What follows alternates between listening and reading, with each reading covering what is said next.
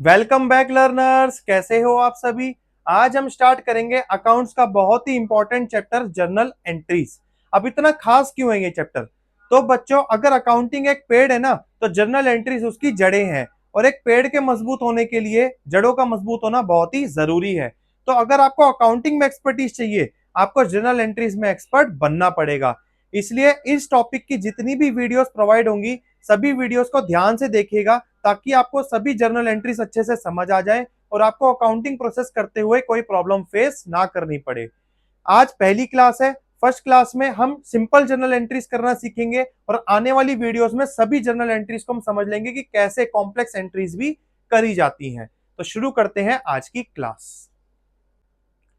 Accounting process का first step होता है आइडेंटिफिकेशन ऑफ ट्रांजैक्शंस, जो कि होता है सोर्स डॉक्यूमेंट्स के थ्रू। वेरिफिएबल ऑब्जेक्टिव कॉन्सेप्ट कहता है जिन भी ट्रांजैक्शंस को आप बुक्स में रिकॉर्ड कर रहे हो, उनका आपके पास एविडेंस होना चाहिए, और उन्हीं एविडेंसेस को हम कहते हैं सोर्स डॉक्यूमेंट्स। जैसे कि परचेज बिल, सेल इनवॉइस, पे इन स्लिप, कैश मेमो, जिनसे हमें किसी ट्रांजैक्शन के होने का सबूत मिल सके। तो पहले हम इन सोर्स डॉक्यूमेंट्स को इकट्ठा करते हैं और फिर हम इनसे बनाते हैं वाउचर्स। अकाउंट्स की लैंग्वेज होती है डेबिट एंड क्रेडिट। तो वाउचर बनाए जाते हैं ट्रांजैक्शंस के इफेक्ट को डेबिट और क्रेडिट में पहचानने के लिए, और यह करा जाता है कुछ रूल्स को फॉलो करते हुए। प्रीवियस क्लास में हम rules of debit and credit को डिटेल में समझ चुके हैं, और हमने कुछ ट्रांजैक्शन के इफेक्ट भी देखे थे कि क्या डेबिट होगा और क्या क्रेडिट होगा। अभी आगे हम थोड़ा सा ओवरव्यू भी ले लेंगे कि rules of debit and credit कौन कौन से हमारे पास होते हैं। वाउचर बनाने के बाद फिर हम करते हैं रिकॉर्डिंग ट्रांजैक्शंस की, जो होती है हमारी जर्नल में।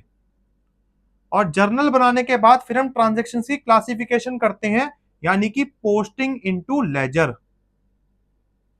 लेजर में फिर हम उन्हें पोस्ट करते हैं, और उसके बाद फिर हम समराइज करते हैं, ट्रायल बैलेंस बनाएंगे और अपने final accounts, trading and profit and loss account और बैलेंस शीट बनाते हैं, जिनसे हमें अपने बिजनेस की फाइनेंशियल पोजीशन का पता लग सके। तो अब हम देखते हैं जर्नल क्या होती है। अब हम समझते हैं जर्नल क्या होती है। Journal is a book where transactions are recorded in a chronological order, that is the order in which they are entered। कि जर्नल एक वो बुक है जहां पर ट्रांजेक्शन्स को क्रोनोलॉजिकल ऑर्डर में, मतलब जिस डेट पर भी ट्रांजेक्शन एग्जीक्यूट हो रही है, तो ट्रांजेक्शन के होते ही उसको सबसे पहले जिस बुक में रिकॉर्ड करा जाएगा उसे हम कहते हैं जर्नल। जैसे एक पर्टिकुलर डेट 30 जुलाई को आपने कुछ ट्रांजेक्शन करी, आपने गुड्स परचेज करे, सेल करे, सैलरी पे करी, रेंट पे करा, तो इन सभी ट्रांजैक्शंस को 30 जुलाई को ही आप सबसे पहले जर्नल की बुक में रिकॉर्ड करोगे, जहां से ये पता लगेगा किस ट्रांजैक्शन में किस अकाउंट को डेबिट करा गया है और किस अकाउंट को क्रेडिट करा गया है। अब जर्नल बनाने के फायदे क्या होते हैं? पहला, जब डेली ट्रांजैक्शंस को एक जगह लिख कर रखोगे तो आपके पास एक रिकॉर्ड मेंटेन होगा, ताकि आप फ्यूचर में भी वेरीफाई कर सको कि किस ट्रांजैक्शन को किस डेट पर करा गया था। दूसरा, डेली ट्रांजैक्शन लिखने से आप किसी भी ट्रांजैक्शन को रिकॉर्ड करना भूलोगे नहीं, और दूसरा, एरर होने के चांस कम हो जाएंगे। आपको पता होगा कि डेबिट किस अकाउंट को करना है और क्रेडिट किस अकाउंट को करना है, जिससे लेजर पोस्टिंग, जर्नल में एंट्री रिकॉर्ड होने के बाद लेजर्स में जाती है। लेजर क्या होता है? अकाउंट होते हैं, जैसे cash account, sale account, purchase account. तो आपको पहले से जब पता होगा कि डेबिट किस अकाउंट में भेजना है, क्रेडिट किस अकाउंट में भेजना है, तो एरर्स नहीं होंगे। और जर्नल बनाने से हमें एक डिटेल एक्सप्लेनेशन भी मिलती है। जर्नल एंट्री के नीचे आप नरेशन लिखोगे, अभी आप आगे देखोगे नरेशन कैसे लिखते हैं। तो नरेशन में ट्रांजैक्शन की डिटेल होती है कि जर्नल एंट्री किस पर्टिकुलर ट्रांजैक्शन के लिए रिकॉर्ड करी गई है। तो ये बेनिफिट्स होते हैं जर्नल के। अब जर्नल में सबसे पहले एंट्री रिकॉर्ड करी जा रही है, तो इसलिए हम कहते हैं जर्नल को, journal is called the book of original entry या फिर बुक ऑफ प्राइमरी एंट्री, कि जहां पर ट्रांजैक्शन सबसे पहले रिकॉर्ड की जा रही है। और जर्नल से ट्रांजैक्शंस पोस्ट होती हैं लेजर में, तो इसलिए हम लेजर को कहते हैं बुक ऑफ फाइनल एंट्री। ये क्वेश्चन एग्जाम में भी आ जाता है कि जर्नल को क्या कहते हैं? Journal is the book of original entry या फिर primary entry, and ledger is the book of final entry. आगे, सेपरेट जर्नल्स में be maintained to record particular type of transactions. वैसे तो जब हम जर्नल बनाते हैं तो हम जर्नल में सारी एंट्रीज को रिकॉर्ड कर देते हैं, कैश की भी, परचेज की भी, परचेज चाहे कैश पे करी हो चाहे क्रेडिट पे करी हो, सेल्स चाहे हमने कैश पे करी हो चाहे क्रेडिट पे करी हो। लेकिन हम कभी कभी ना सेपरेट जर्नल भी बना सकते हैं। जैसे क्रेडिट परचेज के लिए हम परचेज जर्नल बना सकते हैं, क्रेडिट सेल्स के लिए सेल जर्नल बना सकते हैं। इसी तरीके से कैश बुक बनती है कैश ट्रांजैक्शंस के लिए, वो अभी आप आगे पढ़ोगे। जिनको हम कहते हैं सब्सिडियरी बुक्स या फिर स्पेशल पर्पस बुक। ये नेक्स्ट चैप्टर्स के नाम हैं आपके, तो वो तो हम अभी आगे पढ़ेंगे। फिलहाल हम सारी एंट्रीज को एक ही बुक में रिकॉर्ड करना सीखेंगे, जर्नल में। अब जर्नल का फॉर्मेट कैसा दिखता है? ये फॉर्मेट होता है जर्नल का, जैसे पहला कॉलम होता है डेट का, ट्रांजैक्शन की, देन पर्टिकुलर्स, यहाँ पे हम लिखते हैं कि हम किस अकाउंट को डेबिट कर रहे हैं और किस अकाउंट को क्रेडिट कर रहे हैं। देन होता है एलएफ, एलएफ होता है लेजर फोलियो। जर्नल से ट्रांजैक्शन लेजर में पोस्ट होती है ना, तो किस अकाउंट पे वो पेज नंबर बना हुआ है वो होता है लेजर फोलियो पेज नंबर। इस कॉलम को आपको ब्लैंक छोड़ना है। डेबिट का कॉलम होता है और क्रेडिट का कॉलम, दो अलग अलग कॉलम बनाने होते हैं। जो अकाउंट डेबिट होगा उसका डेबिट के सामने लिखा जाएगा अमाउंट, और जो क्रेडिट हो रहा है ट्रांजैक्शन में उसको क्रेडिट के सामने लिखेंगे। तो ये फॉर्मेट होता है हमारा जर्नल का। अब हम एक बार rules of debit and credit का थोड़ा ओवरव्यू ले लेते हैं। वैसे तो हम प्रीवियस क्लास में डिटेल में समझ चुके हैं, थोड़ा सा ओवरव्यू लेकर रूल्स का, फिर हम जर्नल एंट्री रिकॉर्ड करना सीखते हैं। Rules of debit and credit समझने के लिए अकाउंट्स को दो अप्रोचेस से क्लासिफाई करा जाता है, ट्रेडिशनल अप्रोच और मॉडर्न अप्रोच। ट्रेडिशनल अप्रोच से अकाउंट्स तीन कैटेगरीज में क्लासिफाई होते हैं, पर्सनल अकाउंट, रियल अकाउंट और नॉमिनल अकाउंट। पर्सनल अकाउंट्स वो अकाउंट जो किसी पर्सन को रिप्रेजेंट करे, जैसे कि कैपिटल, सारी लायबिलिटीज, और चार एसेट आती है पर्सनल अकाउंट में, डेटर्स, बैंक, प्रीपेड एक्सपेंस और एक्रूड इनकम। तो इन सभी का सेम रूल होता है, debit the receiver credit the giver, कि अगर पर्सन बिजनेस से कुछ रिसीव कर रहा है तो उसे डेबिट कर दो, और अगर पर्सन बिजनेस को कुछ दे रहा है तो उसे क्रेडिट कर दो। इसलिए जब हम कैपिटल इन्वेस्टेड की बात करते हैं बिजनेस में, तो ओनर कैपिटल का गिवर है, तो हम कैपिटल अकाउंट को क्रेडिट करते हैं क्योंकि क्रेडिट द गिवर। नेक्स्ट होता है रियल अकाउंट। रियल अकाउंट में सारी एसेट आती हैं केवल चार एसेट छोड़कर, जो अभी चार एसेट के मैंने नाम लिए थे, debtors, bank, prepaid expense, accrued income. इन चार एसेट्स को छोड़कर सारी एसेट्स रियल अकाउंट में आएंगी। रियल अकाउंट का रूल होता है debit what comes in, credit what goes out, कि अगर बिजनेस के पास आ रहा है तो डेबिट कर दो और बिजनेस के पास से जा रहा है तो क्रेडिट कर दो। जैसे कैपिटल इन्वेस्ट करते हुए कैश बिजनेस के पास आएगा तो डेबिट व्हाट कम्स इन, तो कैश अकाउंट डेबिट हो जाएगा। नेक्स्ट होता है नॉमिनल अकाउंट। नॉमिनल अकाउंट कहता है डेबिट द एक्सपेंसेस और लॉसेस, कि अगर एक्सपेंस और लॉस हो रहे हैं तो उन्हें डेबिट कर दो, credit the incomes and profit, और इनकम और प्रॉफिट को क्रेडिट कर दो। जैसे आपने सैलरी पे करी स्टाफ को, तो सैलरी एक्सपेंस है तो डेबिट हो जाएगा, और कैश आपके पास से जाएगा तो रियल अकाउंट के थ्रू कैश क्रेडिट हो जाएगा। इस तरह से डेबिट और क्रेडिट पहचाना जाता है। दूसरी होती है modern approach. Modern approach accounts को पांच कैटेगरी में बांटती है। क्लियर वर्ड से समझेंगे, capital, liability, expense, assets, revenue, revenue मतलब इनकम, जिसमें एक्सपेंस और एसेट का सेम रूल होता है कि अगर एक्सपेंस और एसेट इंक्रीज हो रही हैं तो इनको डेबिट कर दो, एक्सपेंस और एसेट इंक्रीज होने पर डेबिट हो जाएंगे। और क्या इन्हीं का उल्टा, कैपिटल, लायबिलिटी और रेवेन्यू का सेम रूल है कि अगर ये डिक्रीज हो रहे हैं तो इनको डेबिट कर दो। ऐसे ही एक्सपेंस और एसेट का इंक्रीज होना डेबिट है ना, तो एसेट और एक्सपेंस अगर डिक्रीज हो रहे हैं तो इन्हें क्रेडिट कर दो, और कैपिटल, लायबिलिटी और रेवेन्यू अगर इंक्रीज हो रहे हैं तो इनको क्रेडिट कर दो। अभी हम जर्नल एंट्री करते हुए देखेंगे कि दोनों अप्रोचेस से डेबिट और क्रेडिट कैसे पहचाना जाता है डिफरेंट ट्रांजैक्शंस के लिए। जर्नल एंट्री कितने तरीके की होती है? जर्नल एंट्री दो तरह की होती है, simple entries and compound entries. Simple entries वो होती हैं जिसमें ट्रांजैक्शन में एक अकाउंट डेबिट होगा और एक अकाउंट क्रेडिट होगा इक्वल अमाउंट का, उन्हें हम कहते हैं सिंपल जर्नल एंट्रीज। और कंपाउंड एंट्रीज क्या होती है? जिसमें मल्टीपल डेबिट हो या फिर मल्टीपल क्रेडिट हो, लेकिन उनका टोटल डेबिट और क्रेडिट का हमेशा इक्वल रहता है, तो उसे हम कहते हैं कंपाउंड एंट्रीज। पहले हम सिंपल एंट्रीज सीखेंगे, फिर हम सीखेंगे कंपाउंड एंट्रीज कैसे रिकॉर्ड करी जाती हैं। अब हम देखते हैं सिंपल जर्नल एंट्रीज कैसे रिकॉर्ड होती हैं। क्वेश्चन है, pass the journal entries for the following transactions. April 1, Pawan started business with cash ₹1 lakh. Pawan ने बिजनेस स्टार्ट करा है, तो पवन कौन हुआ? ओनर।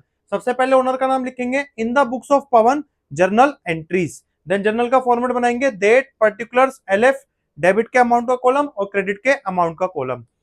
फर्स्ट ट्रांजैक्शन हो रही है अप्रैल 1 को, Pawan started business with cash. तो ट्रांजैक्शन के पहले इफेक्ट पहचानो, इस ट्रांजैक्शन का इफेक्ट पड़ेगा कैश अकाउंट और कैपिटल अकाउंट पर। ट्रेडिशनल अप्रोच के थ्रू कैश अकाउंट जाता है रियल अकाउंट में और कैपिटल अकाउंट जाता है पर्सनल अकाउंट में। रियल अकाउंट का रूल कहता है debit what comes in, credit what goes out. तो कैश बिजनेस के पास आ रहा है तो इसलिए कैश डेबिट हो जाएगा। पर्सनल अकाउंट का रूल कहता है debit the receiver credit the giver. तो ओनर बिजनेस को कैपिटल दे रहा है तो इसलिए कैपिटल अकाउंट हो जाएगा क्रेडिट। तो इस ट्रांजैक्शन में कैश अकाउंट को डेबिट करेंगे और कैपिटल अकाउंट को क्रेडिट करेंगे। कैसे रिकॉर्ड होगा? डेबिट के लिए लिखेंगे कैश अकाउंट डेबिटेड, और कैपिटल के लिए इसी की नेक्स्ट लाइन में थोड़ा सा स्पेस छोड़कर लिखना है टू कैपिटल अकाउंट। क्रेडिट में हमें क्रेडिटेड लिखने की जरूरत नहीं है, ये जो टू वर्ड है यही बताता है कि ये क्रेडिट हो रहा है। कैश डेबिट हो रहा है तो डेबिट कॉलम में कैश के सामने उसका अमाउंट आ जाएगा 1 लाख रुपीस, और कैपिटल क्रेडिट हो रहा है तो क्रेडिट कॉलम में कैपिटल के सामने लिख देंगे 1 लाख रुपीस। इस ट्रांजैक्शन में एक डेबिट था एक क्रेडिट था इक्वल अमाउंट का, तो इसे हम कहते हैं simple journal entry. Entry record करके फिर हम इसके नीचे लिखते हैं इसकी नरेशन। नरेशन क्या होती है कि हमने ट्रांजैक्शन कौन सी रिकॉर्ड करी है। Being business started,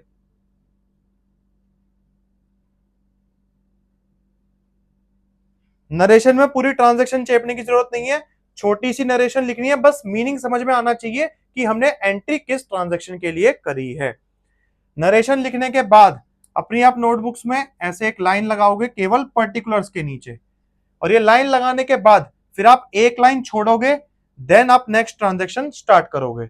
next transaction है April 2 opened bank account with cheque from savings account. Bank account open करा सेविंग अकाउंट से चेक ट्रांसफर करके 50,000 रुपीज के लिए।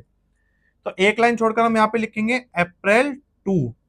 अब हमने बैंक अकाउंट ओपन करा, तो एक तो बैंक अकाउंट, दूसरा हमने सेविंग से ट्रांसफर करा है। जब भी हम सेविंग अकाउंट से पैसा ट्रांसफर करते हैं फर्म के बैंक अकाउंट में तो कैपिटल बन जाती है वो हमारी, क्योंकि सेविंग पर्सनल अकाउंट होता है और बिजनेस का अकाउंट होता है करंट अकाउंट। तो बैंक और कैपिटल दोनों को पर्सनल से देखोगे।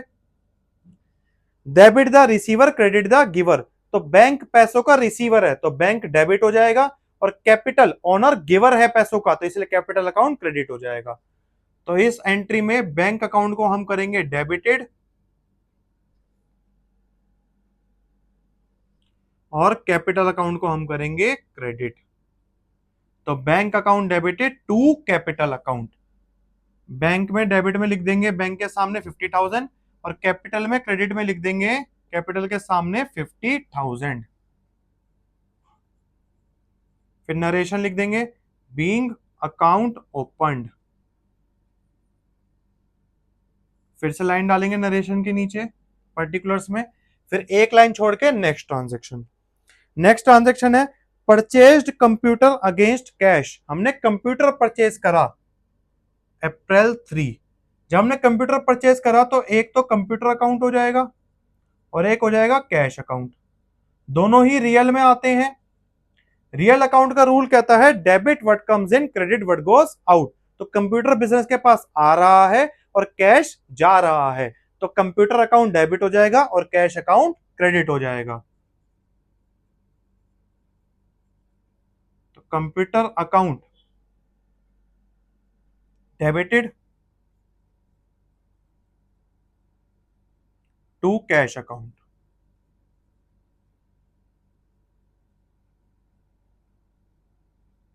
बीइंग कंप्यूटर परचेज्ड,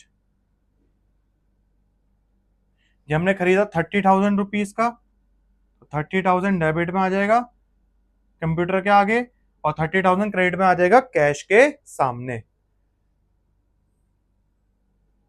जब भी हम कोई एसेट को परचेज करेंगे तो एसेट की परचेजिंग हमेशा एसेट के नाम से आएगी। Fixed assets, computer, delivery van, machinery या फिर हमारा लैंड बिल्डिंग, हर फिक्स्ड एसेट की परचेजिंग एसेट के नाम से ही शो होगी।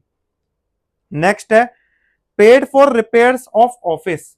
हमने रिपेयर के लिए पैसा पे करा ऑफिस की 2,500 रुपीज अप्रैल 4। अब रिपेयर के लिए हमने पैसा पे करा है तो एक तो रिपेयर अकाउंट हो जाएगा और एक कैश। रिपेयर हमारे लिए एक्सपेंस है और कैश को हम देखते हैं रियल अकाउंट में। रिपेयर एक्सपेंस है तो नॉमिनल अकाउंट कहता है डेबिट द एक्सपेंसेस, और कैश हम पे कर रहे हैं तो कैश जाएगा हमारे पास से, तो रियल अकाउंट के through credit word goes out. तो एक्सपेंस अकाउंट यानी रिपेयर अकाउंट तो डेबिट हो जाएगा और कैश अकाउंट क्रेडिट हो जाएगा। तो एंट्री बन जाएगी repairs account debited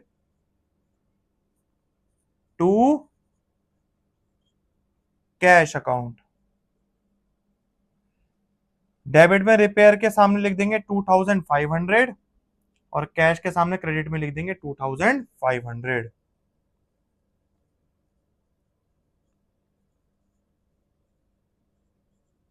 being repairs paid.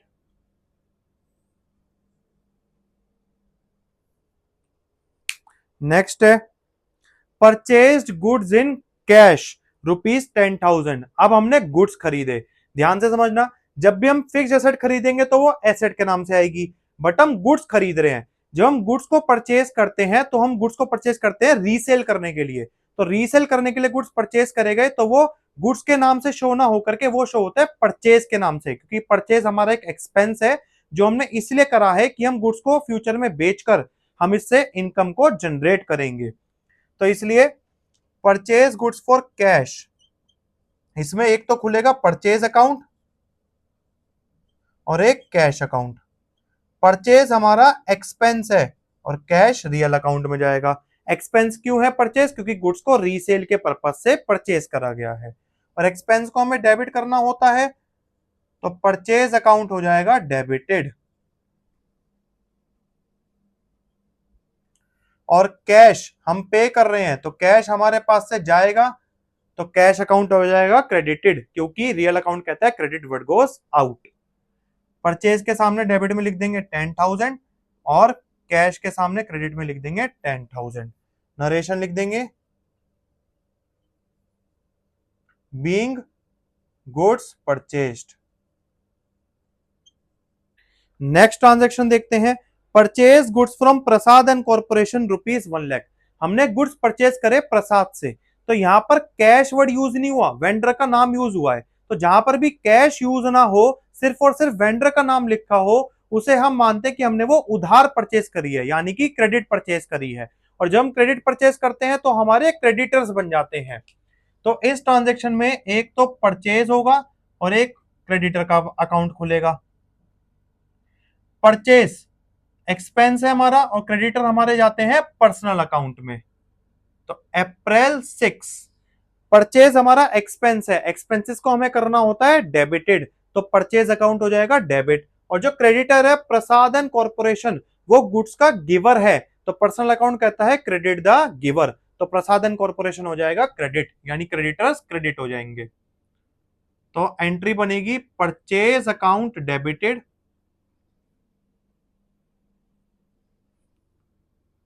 To Prasad and corporation account.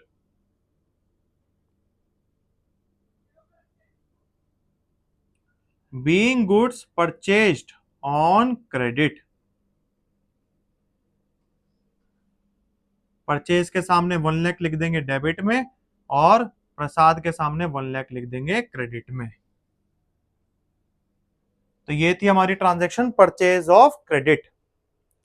Next है अप्रैल 7 सोल्ड गुड्स अगेंस्ट कैश ₹20,000। हमने गुड्स बेचे, कैश रिसीव हुआ हमें, तो एक तो कैश अकाउंट आ जाएगा और एक सेल्स।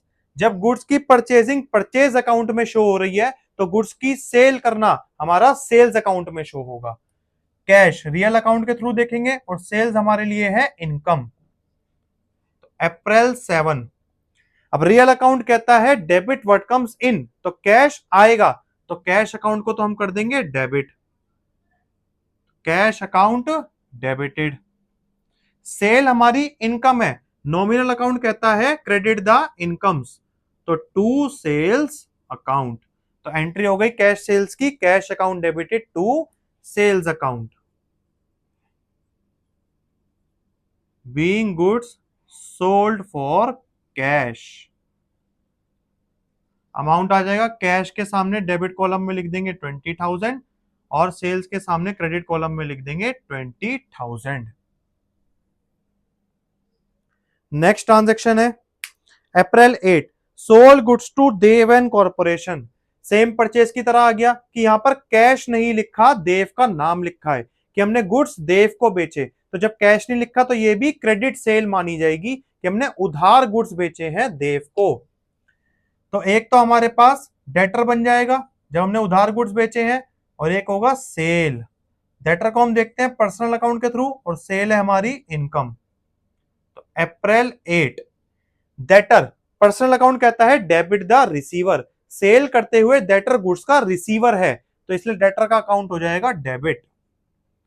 तो Dev and corporation account debited, और सेल्स इनकम है तो सेल्स हो जाएगी credit to sales account.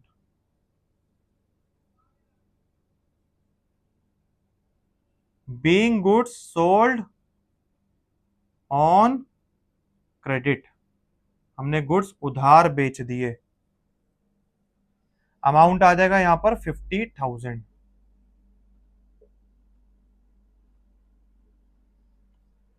Next transaction है Dev and corporation return goods they being defected ₹5,000, कि देव एंड कॉर्पोरेशन ने गुड्स रिटर्न कर दिए हमें क्योंकि वो डिफेक्टिव निकले।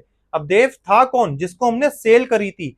जब हम सेल करते हैं और हमारे पास गुड्स वापस आ जाएंगे तो इसे हम कहते हैं सेल्स रिटर्न आना। तो और सेल्स करना हमारे लिए जब इनकम है तो सेल्स रिटर्न हमारे लिए क्या होगा? एक्सपेंस या फिर लॉस कह लो, हमारे लिए नुकसान है, क्योंकि हमने जब इसको सेल करी थी तो हम इससे 50,000 रुपए लेने के हकदार थे ना, लेकिन जब हमें ये 5,000 रुपए के गुड्स वापस कर देगा तो अब इससे 5,000 रुपए हम ले नहीं पाएंगे, तो ये हमारे लिए नुकसान हो जाता है।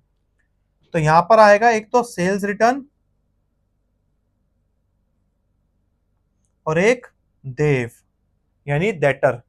अब सेल्स रिटर्न हमारे लिए क्या है? लॉस है, और देव हमारा पर्सनल अकाउंट के थ्रू देखेंगे। तो अप्रैल 9 सेल्स रिटर्न हमारा लॉस है, नॉमिनल अकाउंट कहता है लॉसेस को डेबिट कर दो, तो sales return account debited.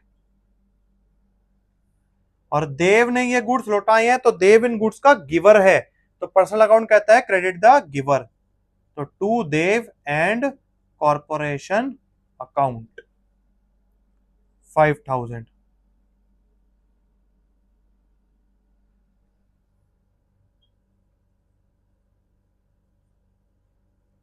Being goods return by देव।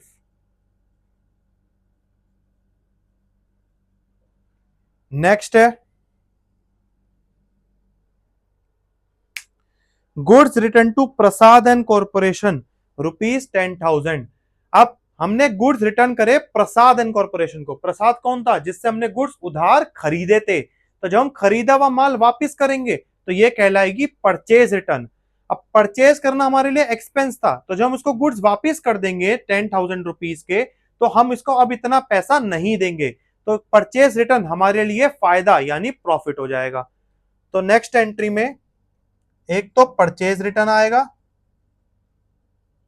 और एक प्रसाद।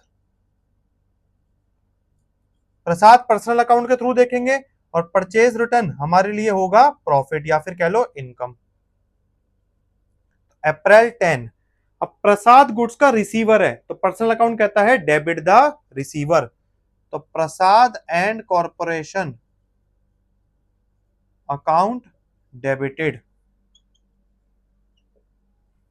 और हम इसको परचेज रिटर्न कर रहे हैं, तो परचेज रिटर्न हमारे लिए प्रॉफिट है, नॉमिनल अकाउंट कहता है क्रेडिट द प्रॉफिट, तो Prasad and corporation account debited to purchase return account 10,000।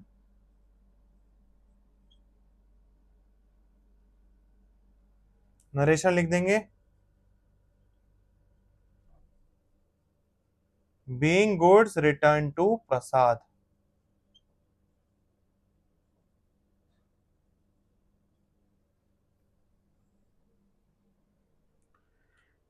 Sales return हमारे लिए नुकसान होता है और परचेज रिटर्न हमारे लिए फायदा होता है। सेल्स रिटर्न और परचेज रिटर्न को हम एक नाम से और जानते हैं। सेल्स रिटर्न को हम रिटर्न इनवर्ड भी कहते हैं, और परचेज रिटर्न को हम रिटर्न आउटवर्ड भी कहते हैं। इनवर्ड आउटवर्ड कैसे देखना है हमें, गुड्स के थ्रू देखो। सेल्स रिटर्न में गुड्स हमारे पास वापस आएंगे तो रिटर्न इनवर्ड, और परचेज रिटर्न में गुड्स हमारे पास से जाएंगे तो इसलिए रिटर्न आउटवर्ड। नेक्स्ट ट्रांजेक्शन देखते हैं। नेक्स्ट ट्रांजेक्शन है पेड सैलरीज ₹15,000। हमने सैलरी पे करी तो ये एक्सपेंस हो जाएगा हमारा सैलरी, और हम इसको कैश में पे करेंगे तो कैश हमारा रियल अकाउंट में आ जाएगा। सैलरी एक्सपेंस है तो एक्सपेंसेस को हम करते हैं डेबिट, तो इस ट्रांजेक्शन में सैलरी अकाउंट डेबिट हो जाएगा, और कैश हमारे पास से जाएगा तो इसलिए कैश अकाउंट हो जाएगा क्रेडिट। तो salary account debited to cash account being salaries paid. जब भी हम कोई एक्सपेंस पे करेंगे तो एक्सपेंस का नाम डेबिट हो जाएगा और कैश हमारा क्रेडिट हो जाएगा, और इनकम रिसीव करते हुए कैश डेबिट हो जाएगा और इनकम का नाम क्रेडिट हो जाएगा। सैलरी हमने पे कर दी 15,000। नेक्स्ट ट्रांजेक्शन है payment made to Prasad and corporation ₹50,000। हमने प्रसाद एंड कॉर्पोरेशन को पेमेंट कर दी, क्रेडिटर को पेमेंट कर दी, तो इस ट्रांजेक्शन में एक तो क्रेडिटर होगा हमारा प्रसाद, और एक हम पेमेंट कर रहे हैं तो हमारे पास आएगा कैश। हमने प्रसाद को पेमेंट करी है, पर्सनल अकाउंट के थ्रू देखेंगे प्रसाद को, और कैश हमारा रियल अकाउंट के थ्रू। तो प्रसाद पेमेंट का रिसीवर है तो रिसीवर के लिए पर्सनल अकाउंट में करते हैं हम डेबिट, तो Prasad and corporation account debited to cash account being payment made to creditor.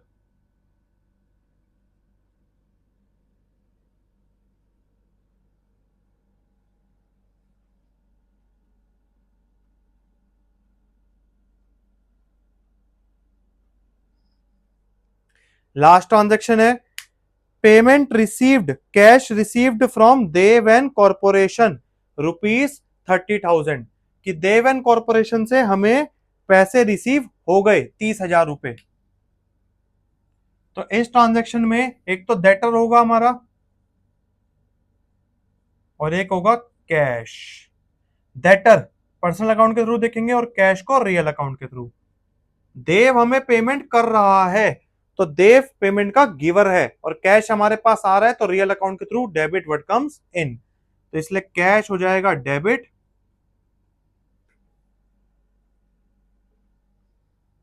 To Dev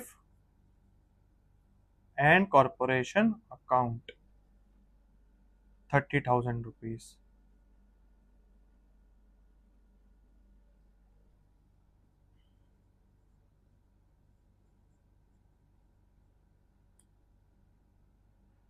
being payment received।